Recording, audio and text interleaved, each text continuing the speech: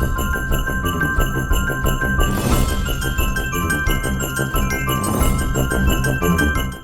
datang di channel saya, Kanzasi. Kelompok mungkin tema kedua masih tadi sama dengan guru honorer ya. Mungkin seperti kita tahu sekarang sudah hampir 600.000 guru honorer yang sudah diangkat. Masih ada cukup banyak lagi, tapi ya kendalanya Bapak Ibu semua sudah tahu, ada berbagai macam kendala di lapangan, tapi terutama hubungannya adalah dengan formasi ya. Dan jadi sebenarnya tadi pertanyaan besar ke depan seperti yang Pak Dede tadi bahas mengenai apa sih rencana penyelesaiannya. Pertama, ini RPP itu yang menyusun adalah ke Kemenpan dengan masukan dari Kemendikbud dan kementerian-kementerian lainnya. Jadi itu memang produk, tapi yang mengeluarkan produk regulasi itu adalah dari Kemenpan. Ya, jadi itu adalah RPP turunan daripada Undang-Undang ASN. Seperti yang Pak Dede bilang, memang aspirasi dari Kemendikbudristek, harapan besar kami adalah agar formasi itu bisa ditentukan dari pusat berdasarkan kebutuhan masing-masing sekolah. Dan harapannya juga, tapi ini semua masih harapan ya Bapak Ibu, ini adalah yang lagi didiskusikan dan akan kita coba masukkan ke dalam RPP ini. Dan yang kedua adalah bahwa setiap sekolah punya hak untuk menentukan kebutuhannya dia, dan dia bisa melakukan rekrutmen secara berkala, dan tentunya sekolah diberikan kemampuan anggaran untuk bisa mendapatkan talenta yang dibutuhkan. Jadi ini sebenarnya akan, kalau itu terjadi ya tidak ada lagi perdebatan antara formasi ya formasi, setiap tahunnya akan ada pembukaan formasi berdasarkan sekolah, berdasarkan jumlah murid, dan sekolah bisa langsung mencari talenta-talenta itu secara independen. Nah ini tapi tidak mungkin cepat, RPP-nya saja pasti katanya kalau memang insya Allah bisa selesai akhir tahun ini, tetapi implementasi daripada itu membutuhkan investasi teknologi dan berbagai macam hal. Jadinya memang harapan besarnya itu bisa 2024 itu yang diakselerasi, tetapi ya ini butuh kesabaran. Tapi itu adalah menurut saya skenario paling ideal untuk tidak terjadi lagi isu ini guru honorer, bahwa sekarang rekrutmen disederhanakan prosesnya, dan sehingga tidak ada lagi isu-isu di tahun-tahun ke depan. Lalu ada tema ketiga tadi mengenai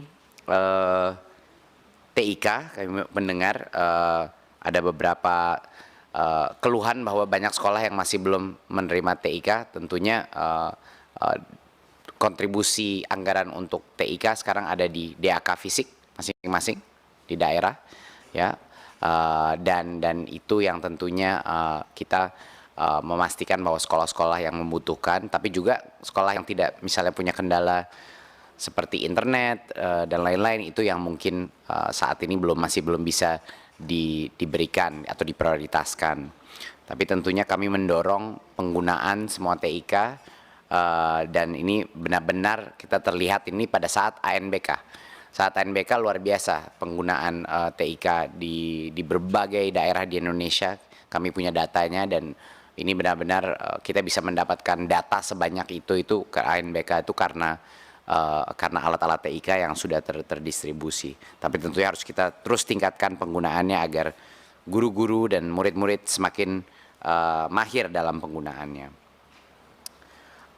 Tadi ada masukan mengenai PIP untuk SD dan SMA kuliah. Jadi mungkin ini sedang dalam tahap eksplorasi. Kenapa kami meningkatkan yang jumlah yang SMA? Ya karena logikanya adalah sebenarnya target terpentingnya PIP itu atau KIP itu adalah APK, untuk memastikan yang tadinya mungkin ragu untuk sekolah agar mereka berpartisipasi dalam dunia pendidikan. Dan saat ini terus terang masalah APK kita terutama ya SMA dan perguruan tinggi gitu.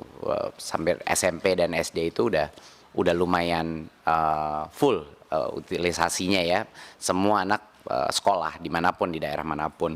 Jadi itu mungkin salah satu logika yang sedang kita pikir kenapa SMA SMK yang kita tingkatkan, karena di situ memang benar-benar ada masalah APK-nya mulainya di situ.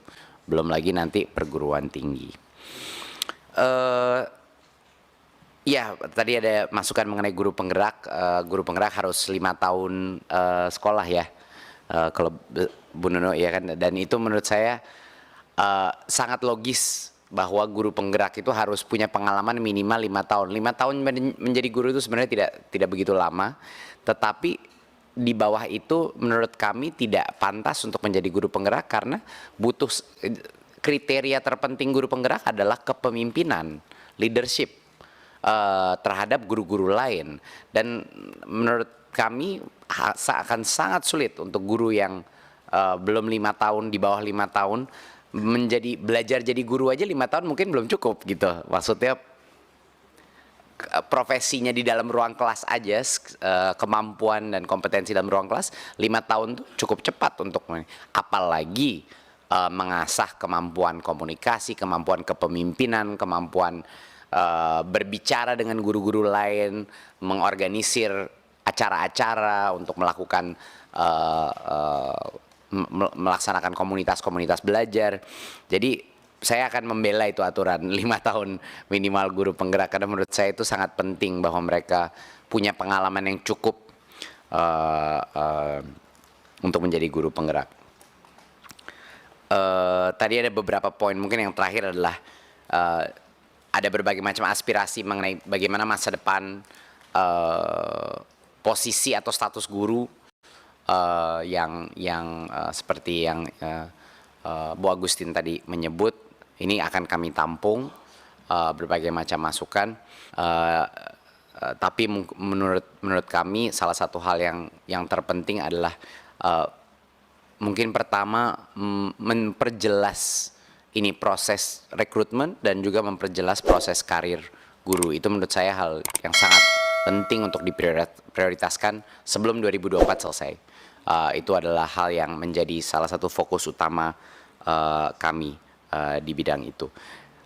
Mungkin nggak semuanya yang bisa saya jawab sekarang, tapi itu kira-kira tema-tema terbesar yang menurut saya tidak bisa tidak kita selesaikan atau paling tidak kita mulai bereskan di tahun 2024 di luar program-program yang sudah berjalan beberapa tahun kemarin. Saya rasa demikian dari saya. Terima kasih. Sekali lagi saya kembalikan ke meja pimpinan. Baik, terima kasih Mas Menteri. Pimpinan bisa tambah sedikit pimpinan. Silakan. Pak Menteri tolong dipertegas lagi untuk guru-guru swasta yang tadi saya bilang bahwa mereka juga berhak untuk mendapat tes P3K.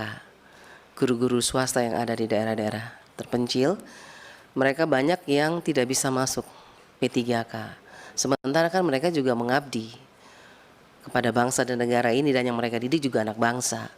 Tolong diperjelas. Itu penting sekali karena kita bicara soal keadilan dan di dalam undang-undang guru dan dosen itu kan juga ditulis bahwa guru itu undang-undang itu berlaku untuk guru negeri dan swasta.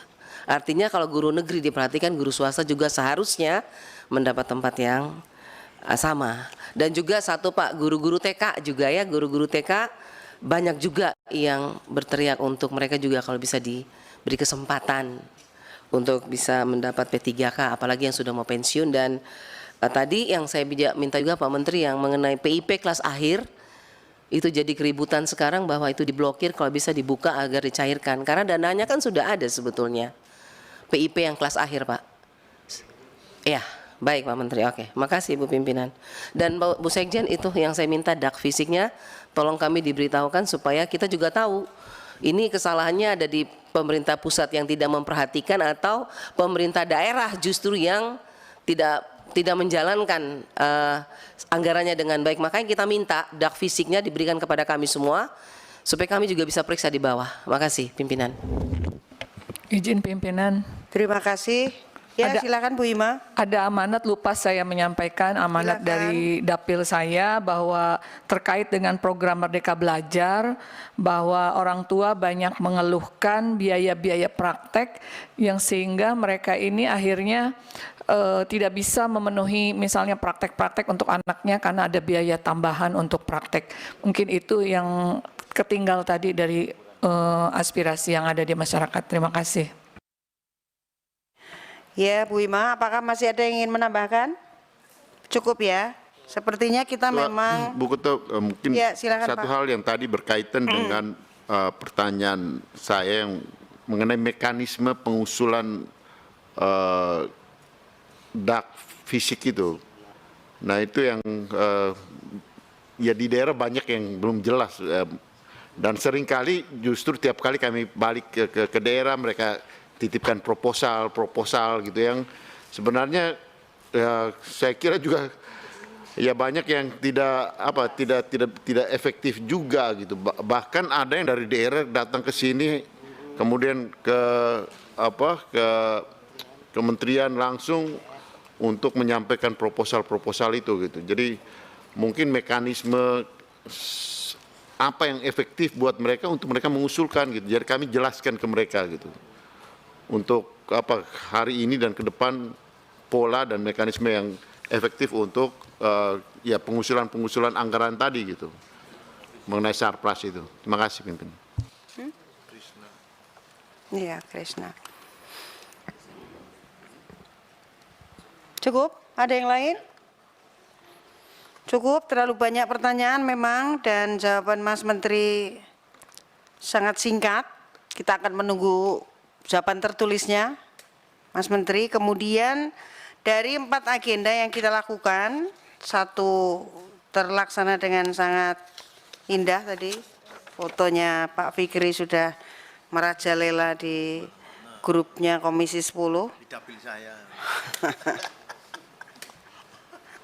Belum ke IG ya.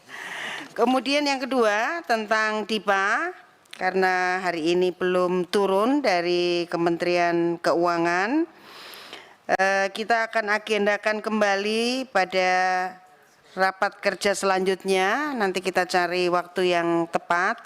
Kemudian untuk evaluasi program kerja dan anggaran tahun 2023, banyak sekali pertanyaan yang belum dijawab. Ini mungkin kita akan selesaikan selanjutnya pada raker mendatang.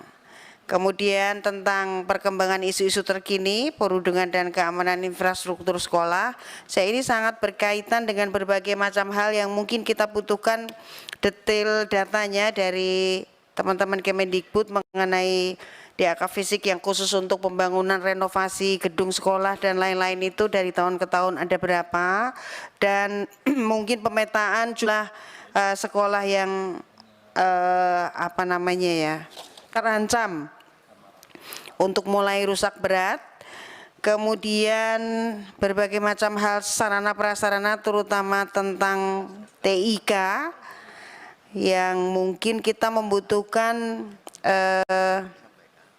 tindak lanjut untuk melakukan pengawasan ke Kunspik, mungkin membutuhkan daftar nama sekolah yang menerima TIK. Ini di mana, di Bu Sekjen atau di Pak Iwan?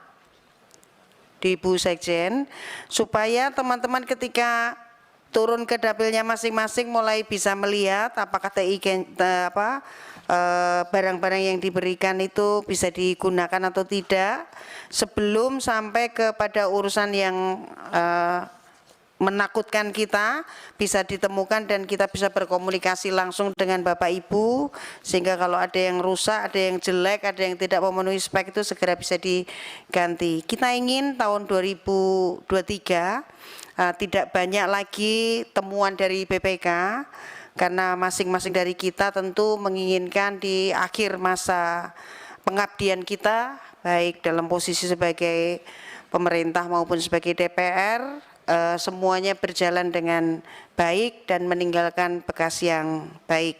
Saya kira sudah pukul 5. Kita berarti ini ditutup atau diundang kembali?